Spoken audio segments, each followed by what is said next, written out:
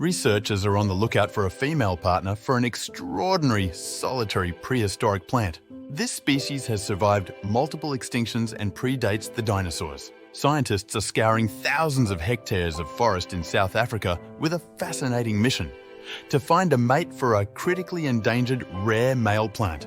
Utilizing artificial intelligence, they aim to save this unique prehistoric plant, discovered as a single specimen and considered extinct in the wild. The mission could rescue this cycad, which has endured for millions of years, existing even before the dinosaurs. The only known Encephalartos woodii was found in 1895 in the Ngoye Forest, South Africa, where researchers hope to find its female counterpart to enable reproduction. This lone tree has been relocated to a secure location for protection and preservation. Since then, samples of the single E. woodii have been sent to various botanical gardens, including Kew in London, where they have been propagated and cultivated, but all the clones are male like the original tree. If the search for a female is unsuccessful, scientists are also considering the possibility of changing the plant's sex to create a female version.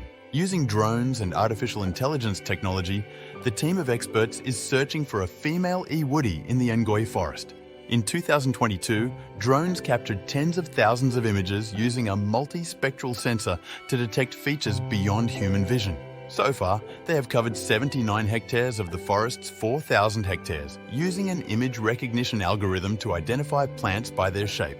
Cycads, such as E. woodii, represent an ancient lineage of seed plants dating back more than 300 million years. Despite surviving mass extinctions and extreme climate changes, they are now among the most threatened organisms on our planet, and this species in particular is extremely rare. A distinctive feature of cycads is their dioecious nature, meaning they can be male or female and rely on insects to transport pollen between cones, facilitating reproduction. Their inability to self-pollinate makes them entirely dependent on cross-pollination, performed by external agents to produce fertile seeds. Scientists are exploring the feasibility of altering the sex of E. woodii through chemical or physiological manipulation, aiming to achieve natural pollination.